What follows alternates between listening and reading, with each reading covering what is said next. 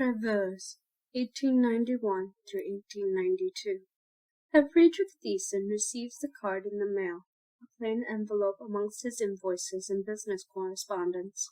The envelope holds no letter or note, simply a card that is black on one side and white on the other. Monsieur de Rêveurs is printed on the front in silvery ink.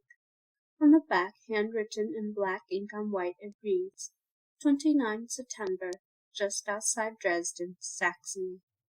Herr Thiessen can barely contain his glee. He makes arrangements with his clients, finishes his clocks in progress in record time, and secures a short-term flat rental in Dresden. He arrives in Dresden on September 28th and spends the day wandering the outskirts of the city, wondering where the circus might set up.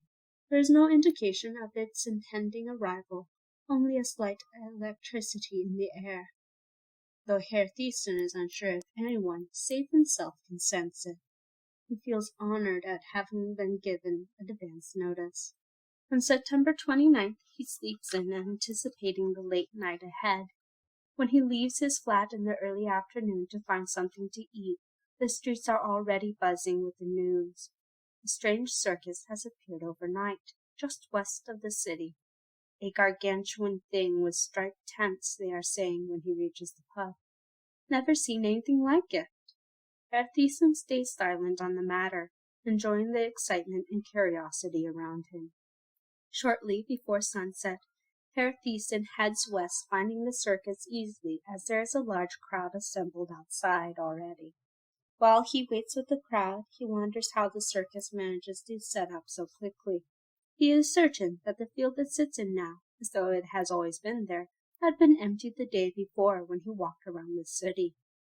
The circus has simply materialized. Like magic, he overhears someone remark, and Herr Thiessen has to agree. When the gates open at last, Herr Friedrich Thiessen feels as though he is returning home after an extended absence. He spends almost every night there, and during the day he sits in his rented flat or at the pub with a glass of wine and a journal, and he writes about it. Pages and pages of observations, recounting his experiences, mostly so he will not forget them, but also to capture something of the circus on paper, something he can hold on to. He occasionally converses about the circus with his fellow pub dwellers. One of these is a man who edits the city paper, and after some persuading and several glasses of wine, he manages to get Friedrich to show him the journal. After a shot or two of bourbon, he convinces Friedrich to allow excerpts of it to be published in the newspaper. The circus departs Dresden in late October, but the newspaper editor keeps his word. The article is well received and followed by another, and then another. Herr Thiessen continues to write, and over the following months, some of the articles are reprinted in other German papers, and eventually they are translated and printed in Sweden and Denmark and France. One article finds its way into a London paper, printed under the title, Nights at the Circus. It is these articles that make Herr Friedrich Thiessen the unofficial leader, the figurehead of those most ardent followers of the circus. Some are introduced to Les Yeux du Rêve through his writing, while others feel an instant connection with him as they read his words, an affinity for this man who experiences the circus as they do, as something wondrous and inimitable. Some seek him out, and the meetings and dinners that follow herald the formation of a kind of club, a society of lovers of the circus.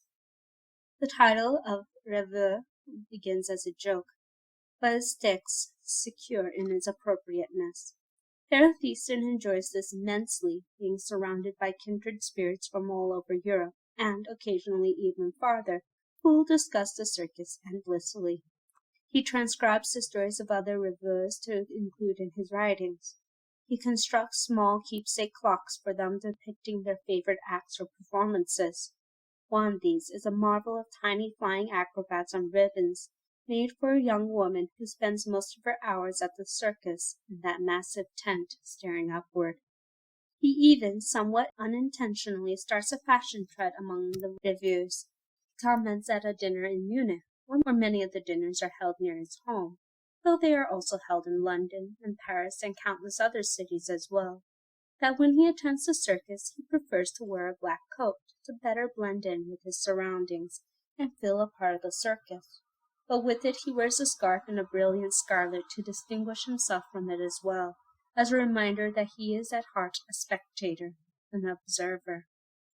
Word spreads quickly in such select circles, and so begins the tradition of rêveurs attending le Cirque de Rêve decked in black or white or grey with a single shock of red, a scarf or hat, or, if the weather is warm, a red rose tucked into a lapel or behind an ear.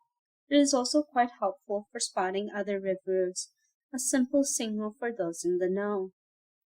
There are those who have the means, and even some who do not, but creatively manage anyway, to follow the circus from location to location. There is no set itinerary that is public knowledge.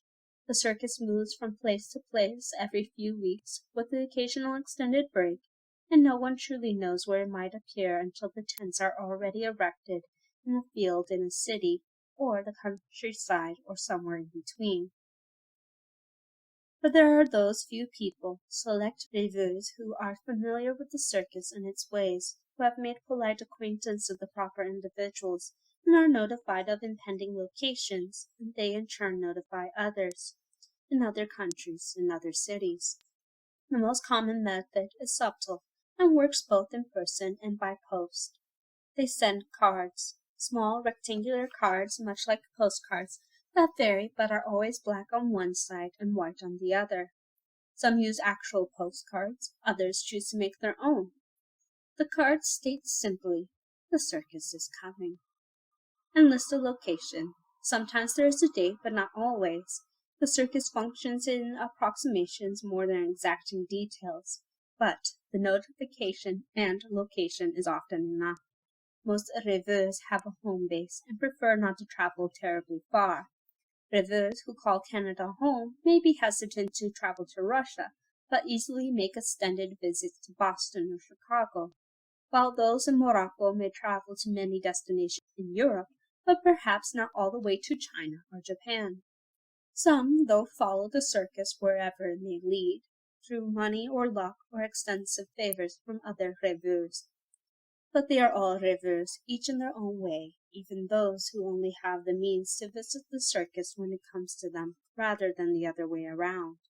They smile when they spot each other. They meet up at local pubs to have drinks and chat, while they wait impatiently for the sun to set. It is these aficionados, these rêveurs, who see the details in the bigger picture of the circus. They see the nuance of the costumes, the intricacy of the designs. They buy sugar flowers and do not eat them, wrapping them in paper instead and carefully bringing them home. They are enthusiasts, devotees, addicts. Something about the circus stirs their souls, and they ache for it when it is absent. They seek each other out, these people of such specific like mind. They tell of how they found the circus, how those first few steps were like magic, like stepping into a fairy tale under a curtain of stars. They pontificate upon the fluffiness of the popcorn, the sweetness of the chocolate. They spend hours discussing the quality of the light, the heat of the bonfire. They sit over their drinks smiling like children, and they relish being surrounded by kindred spirits, if only for an evening. When they depart, they shake hands and embrace like old friends, even if they have only just met, and as they go their separate ways, they feel less alone than they had before. The circus knows of them and appreciates them.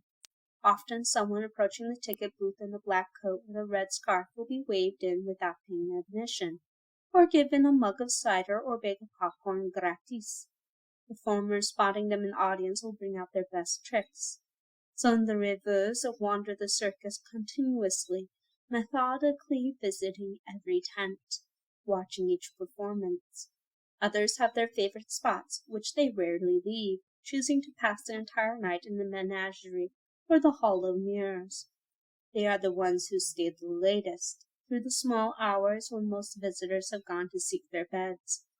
Often, just before dawn, there is no color to be seen in Les Cirque du Rêve, save for their small splashes of scarlet. Herr Thiessen receives dozens of letters from other rêveurs, and responds to each. While some remain single letters, content with their one-time replies, Others evolve into longer exchanges, collections of ongoing conversations. Today he is replying to a letter he finds particularly intriguing. The author writes about the circus with stunning specificity, and the letter is more personal than most, delving into thoughts on his own writings, observations about his Vauchon clock containing a level of detail that would require observing it for hours on end. He reads the letter 3 times before he sits at his desk to compose his reply. The postmark is from New York, but he does not recognize the signature as belonging to any of the Rêveurs he has met in passing in that or any other city. "Dear Miss Bowen," he begins. He hopes that he will receive another letter in return.